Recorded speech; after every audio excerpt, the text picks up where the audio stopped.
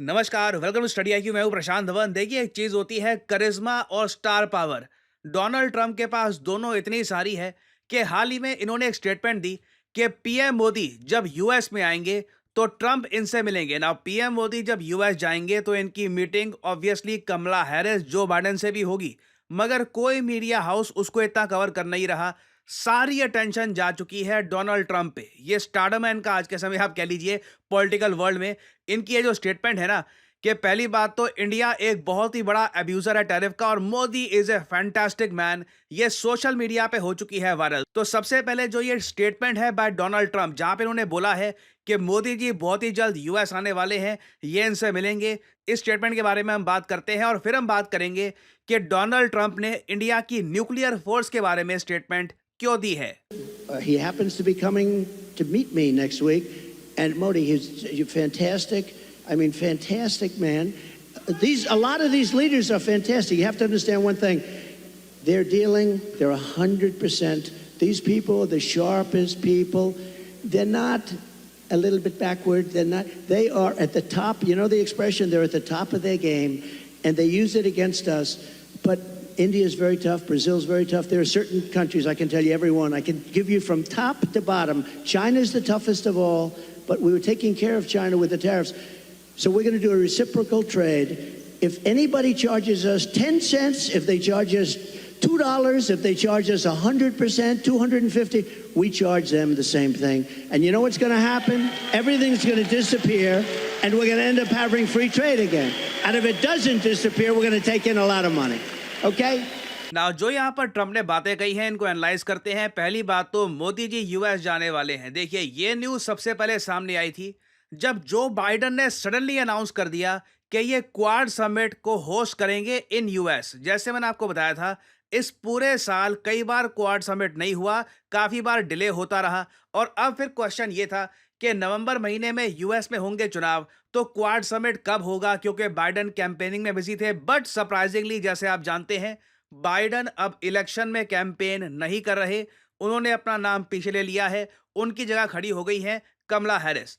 तो जो बाइडन ने, देखिए, ये डिसाइड किया है कि जब यूएन जनरल असेंबली का सेशन चल रहा होगा, उसी दौरान जब वर्ल्ड लीडर्स आएंगे यूएस में, न्यूयॉर्क में, तो वहां पर एक क्वाड समिट भी ऑर्गेनाइज किया जाएगा। और ये देखिए बाइडन के लिए बहुत इंपॉर्टेंट है। अब देखो, जो भी बाइडन के महीने बचे हैं, ये बाइडन की लेगेसी के लिए काफी इंपॉर्टेंट है। बाइडन को पता है कि जो भी उनका पॉलिटिकल करियर है, ये कुछ ही महीनों में खत्म हो जाएगा। This will be the and. तो बाइडन ऑब्वियसली इस बार के क्वाड समिट में कुछ बड़ा अनाउंस करना चाहेंगे। और फिर अगर हम बात करें जनरल असेंबली की, देखिए यूएन की जो जनरल असेंबली है, पहले रिपोर्ट्स आ रही थी कि जयशंकर साहब रिप्रेजेंट करेंगे इंडिया को। यहाँ पे आप देख पाओगे द हिंदू का आर्टिकल के PM Modi United Nations general assembly के सेशन को एड्रेस नहीं करेंगे। जयशंकर साहब एक स्पीच देंगे 28 सितंबर को। ये बात लंबे समय तक मानी जा रही थी इंडिया में, बट सडनली जो ये चेंज ऑफ प्लान्स है, इसमें हम देख रहे हैं कि पीएम मोदी यूनाइटेड नेशंस में एक बहुत ही महत्वपूर्ण स्पीच भी देने वाले हैं। अब इस सब के बीच में ये ट्रंप से भी मिलेंगे ना। और ट्रंप यहाँ पर कह रहे थे कि देखिए, इंडिया टैरिफ बहुत लगाता है। कोई चीज अगर यूएस एक्सपोर्ट करने की कोशिश करता है टू इंडिया, तो सरकार वहां पे बहुत सारी टैरिफ लगा देती है, ताकि जो यूएस प्रोडक्ट है वो इंडियन प्रोडक्ट से हमेशा महंगा रहे। तो ये कह रहे हैं कि जब ये पावर में आएंगे, तब ये हर कंट्री पे टैरिफ लगा देंगे जो यूएस प्रोडक्ट्स पर टैरिफ लगाती है ना। क्या ट्रंप ऐसा करेंगे? मोस्ट प्रॉब्ली नहीं, क्योंकि ये लंबे समय से ऐसा बोलते आए हैं।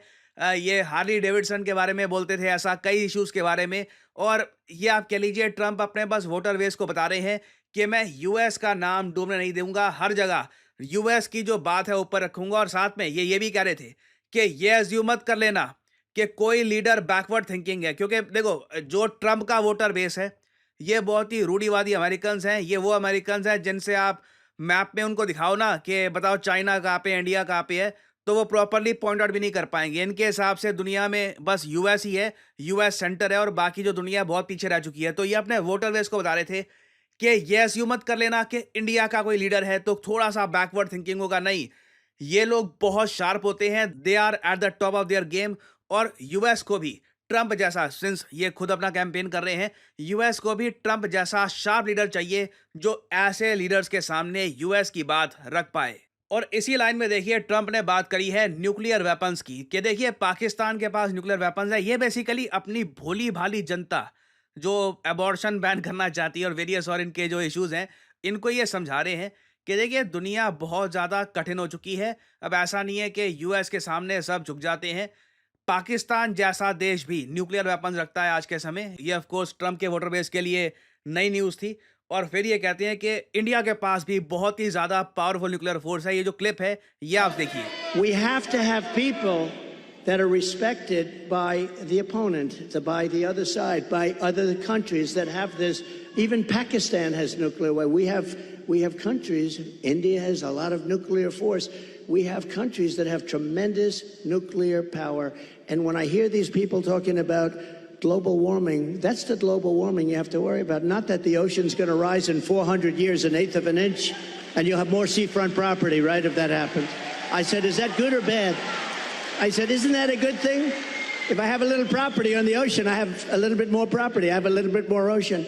But the fact is that it's a tremendous problem, and we are closer to World War III today than we've ever been. And the difference is, and I say this a lot, this isn't Army tanks going back and forth and shooting at each other. This is obliteration. The power of these weapons, and I'm the one that revived it, and I hated to do it, but, you know, we had stuff that was 48 years old. They didn't even know if it worked.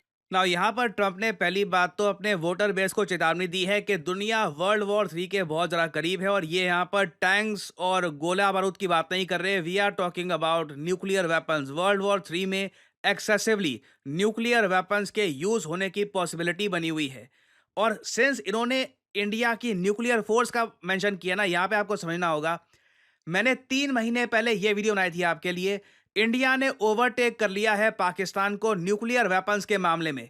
नहीं तो historically आप अगर देखो, हमेशा even though Pakistan का जो defence budget है, हमारे डिफेंस बजट से 1/4 हुआ करता था, पाकिस्तान ने हमेशा थोड़े से ज़्यादा न्यूक्लियर वॉरहेड बना के रखे थे compare to India. But finally अब हम देख रहे हैं कई दशकों में पहली बार इंडिया के पास 172 न्यूक्लियर वॉरहेड्स हैं, पाकिस्तान के पास 170 हैं। ये बात हाल ही में स्टॉकहोम पीस रिसर्च इंस्टीट्यूट ने दुनिया के सामने रखी थी।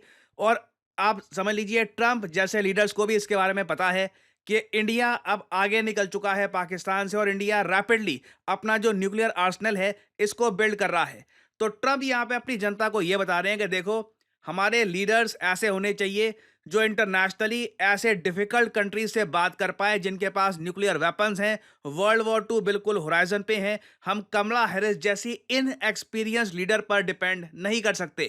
तो आने वाले कुछ दिन देखिए बहुत ही इंटरेस्टिंग होने वाले हैं। जैसे मैंने आपको बताया, जो ये मीटिंग है, ऐसा नहीं है कि इसे होने में बहुत टाइम लगेगा। बहुत ही जल्द ये मीटिंग आप देखोगे, ये 21 से लेकर 22 सितंबर के बीच में ये मीटिंग हो जाएगी। And this will be very interesting to see कि Donald Trump face to face Modi ji के सामने क्या कहते हैं और मोदी जी क्या रिस्पांस देते हैं। ऑब्वियसली मीडिया पूछेगा मोदी जी से कि ये तो बात करते हैं टैरिफ लगाने की वगैरह, तो मोदी जी भी उसका जवाब देंगे। It will be very interesting to सी।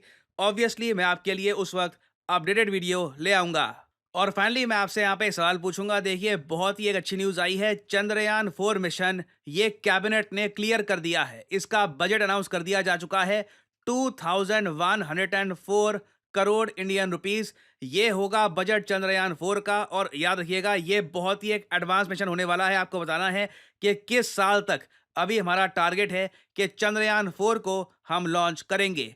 2030, 2025, 2027 या फिर 2035। कमेंट सेक्शन में करिए उत्तर। जो लोग सही आंसर देंगे उनकी कमेंट को मैं हार्ट दे दूंगा ताकि बाकी लोग समझ पाएं कि सही उत्तर क्या है। एंड फाइनली आपके लिए एक इंपॉर्टेंट मैसेज। आप किसी भी एग्जाम की तैयारी कर रहे हैं, study IQ is with you. तो कमेंट सेक्शन में जाइए। अगर आप UPSC एग्जाम की तैयारी कर रहे हैं तो यहाँ पे आप जो फाउंडेशन कोर्स है ये परचेज कर सकते हैं। उसके अलावा उत्तर प्रदेश PSC, उसके अलावा बिहार PSC, इसके एग्जाम्स भी अवेलेबल हैं। तो ये भी आप कर सकते हैं परचेज। सिंपली यहाँ पे आपको जो भी एग्जाम जिसके कोर्स आप परचेज करना चाहते हैं इसके लिंक पर करिए क्लिक। और यहाँ पे आपको जो प्राइस लिखा है, never ever pay this price, simply यहाँ पर कोड डालिए PD10 and the prices will start following and you will enjoy massive discounts. किसी भी कोर्स में you can use the code PD10 and save your hard earned money. So इसी note के साथ ये है वीडियो का अंत। Thank you for listening and as I always say, may the gods watch over you.